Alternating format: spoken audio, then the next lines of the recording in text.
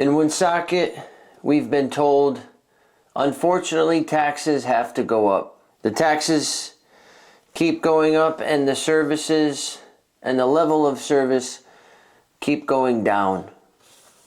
And yet, $1.35 million in federally earmarked money given to Woonsocket for COVID relief funding. Money's meant to offset the tax burden residents were to face. Those monies were used to purchase a vacant church.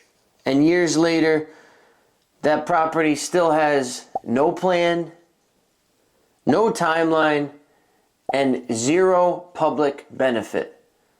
It costs money to own this property, to pay that insurance, to cut the grass, to keep the utilities on, to keep the heat functioning, to keep the property in good repair. Every second that ticks by costs the taxpayers more money. That's the brief story and summary of the All Saints Parish on Rathbun Street in Woonsocket. And we'll put that up on the screen for you. And this video is going to outline how power, timing, and politics all collided into this perfect, but truly not so perfect, storm. Let's start on October 6th, 2022. Lisa Baldelli Hunt, the sitting mayor of Woonsocket, is removed by a kangaroo court from office with a 3-2 vote by the city council. By the operation of the city charter, the council president at the time, Dan Gendron, assumes the role of substitute mayor. No voters, no election. Never got one vote for mayor. And here's where the timeline stops being normal. Just 6 days later, 6 days after the substitute mayor was installed, on October 12th, 2022, the city of Woonsocket finalizes the purchase of the All Saints Church complex for that $1.35 million using American Rescue Plan Act funds. 6 days. 6 days after the removal hearings of the mayor. 6 days after over $1 million was spent like that. A 7-figure real estate transaction involving multiple parcels, federal compliance requirements, and long-term taxpayer obligations. Executed almost immediately after a forced change in executive power takes place. And when that happens, the role of the substitute mayor is to maintain the status quo and steady the ship as the city is reeling from that traumatic experience. That's what a true substitute mayor does. They don't jump out and make a large purchase. To me, having that substitute mayor was like giving a bottle of whiskey and the car keys to a teenager on prom night. Residents are entitled to ask, how does a deal of this magnitude get fully justified? Documented, approved, and executed in under a week during arguably the largest political upheaval in Woonsocket's history ever. The property itself matters, okay? This wasn't a marginal site. This wasn't an abandoned sliver of land. This was 2.5 acres with substantial existing parking located on a main arterial roadway just minutes from our friends in Massachusetts. In other words, this is a highly usable redevelopment site, arguably one of the best in the city. The original justification floated publicly was a public safety complex. We want to have a public safety complex on the border of Massachusetts. Oh, what about our friends on Providence Street? What about our friends in Fairmount? They're going to have to wait. They're going to have to wait for emergency medical, police, fire services, because headquarters would be on the total opposite end of town. If you asked a 6-year-old child, "Oh, Johnny, can you show us and point on the map where you think a public safety complex shouldn't be?" he would probably point to 323 Rathbun Street. But after the purchase, not before, the city acknowledged that the site does not work for that purpose. Oh, it doesn't work. Do you think we would have asked that question prior of our public safety officials? Or should we rush 6 days after, buy the property, and then figure it out? Doesn't make sense. And that matters because under U.S. Treasury rules governing ARPA funds, capital expenditures require, number one, a clearly defined eligible public purpose. Number two, written justification. Number three, project readiness. And number four, proportionality. And if you look at this deal, you start to shake your head at each and every one of those requirements. ARPA dollars are not meant for speculative land banking. And it's been almost 4 years. Almost 4 years. They are not meant to be spent to have a property sit idle while officials figure out what to do later. If the justification collapses, Treasury expects corrective action. Instead, the property sat and continues to sit. What a beautiful property. And I know all about churches. I developed in less than 3 years a beautiful church called the Sacred Heart Parish in Fairmount. And I was able to get that on the tax rolls, get good paying people in there, revitalize a downtrodden area, etc., etc.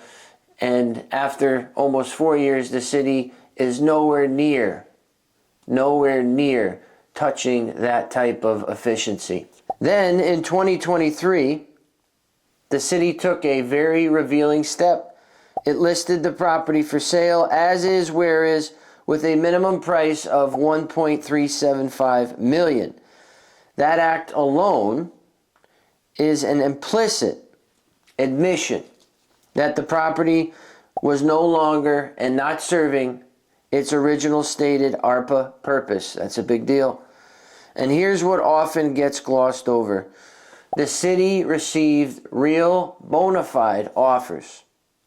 According to reporting by the Valley Breeze, there were 2 bona fide bids, both around $1.5 million, more than the asking price. More than the city paid. The city would actually profit when they sell that.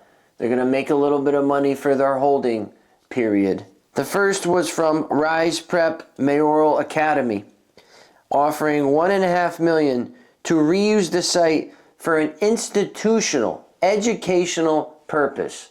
What's better than that? What's better than that?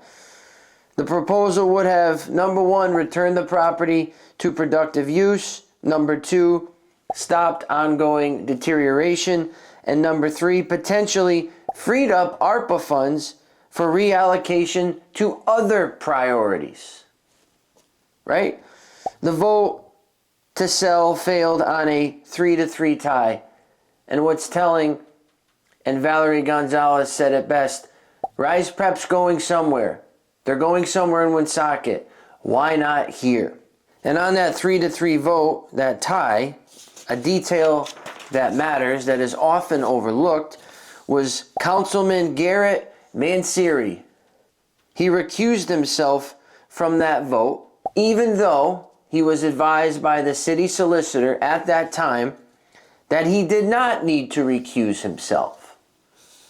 And his involvement with Beacon Charter School was not a material conflict. In other words, the city's own legal counsel indicated his participation was permissible, yet he stepped aside anyway. And somebody has to wonder, why did he do that? Was he pressured to do that? Did he not have the intestinal fortitude to do that? What was the true reason? Because his vote potentially could have got that property sold, could have freed up that funding, could have brought a beautiful brand new school to that community, which is very dense and has a lot of children in need. So many good things could have happened. But only Garrett knows. Only Garrett knows the truth about that. That single decision by Garrett guaranteed a deadlock. And that's what happened. And absent that recusal, like I said, that outcome could have been much different. Officially, objections centered on charter schools and the funding formula. But there was another undercurrent residents noticed and publicly chatted about. Rise Prep had public associations with the former mayor, the arch nemesis of the council, members, majority of those members of the council. And by that point, she had been forcibly removed from office by the kangaroo court, and approving a deal connected to her orbit or legacy in any fashion could easily be framed as giving her a political win, even though she was no longer in power. And if you know anything about Woonsocket politics, it's extremely parochial. Put up the definition of parochial, and I am not talking about a parochial school. Anything that could be done to obstruct progress and prevent somebody from getting a W in their column will be done, and it will be done at the expense of anything, anyone, anytime, in my opinion. And to be clear here, I am not asserting motive, I am simply opining, and that is my right. That is my First Amendment right to do so.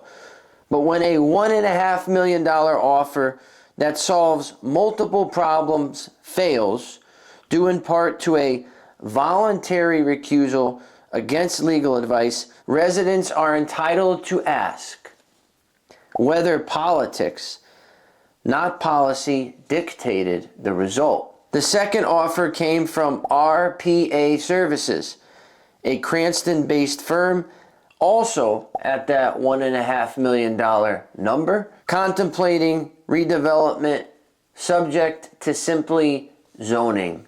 The simplest thing that you need to do when you develop a property. Can you rezone it for me? Very simple, very simple. I dealt with it. It passed with flying colors. And the city even said, here's a tax treaty. Thank you. Thank you for doing business. That deal fell apart due to changing terms and negotiations, something that happens routinely in real estate, and I believe it was about a very nominal $50,000 adjustment that was enough to blow the lid off the entire thing. But step back and look at the pattern. I'm big on patterns, okay? The city, number one, bought the property with ARPA funds. Number two, admitted soon it did not work for the stated purpose. Number three, listed it for sale. Number four, received 2 serious offers. Number 5, rejected both. And then number 6, what they do best, they did nothing. And if you want to see for yourself, just go drive by. No adopted redevelopment plan, no public timeline, and no defined public benefit.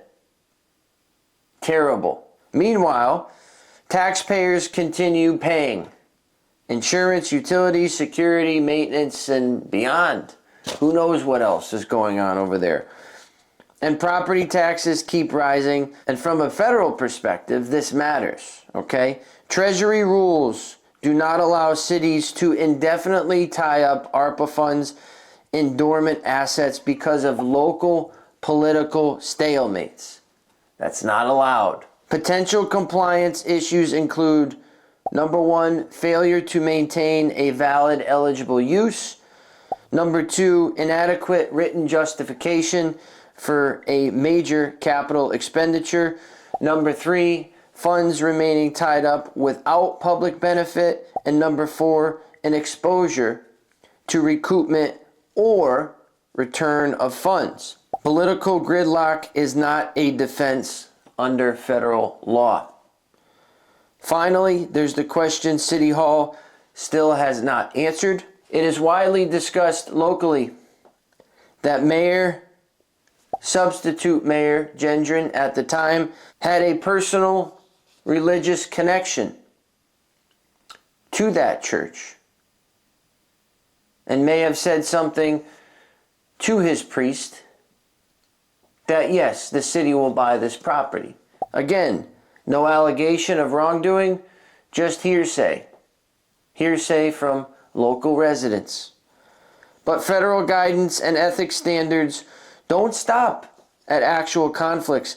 They include the appearance of preferential treatment, especially when public money is involved. This isn't about religion. This is not about faith. It's about accountability. This property could have been, number 1, sold, number 2, reused, number 3, stabilized, or number 4, my favorite one, not even purchased at all.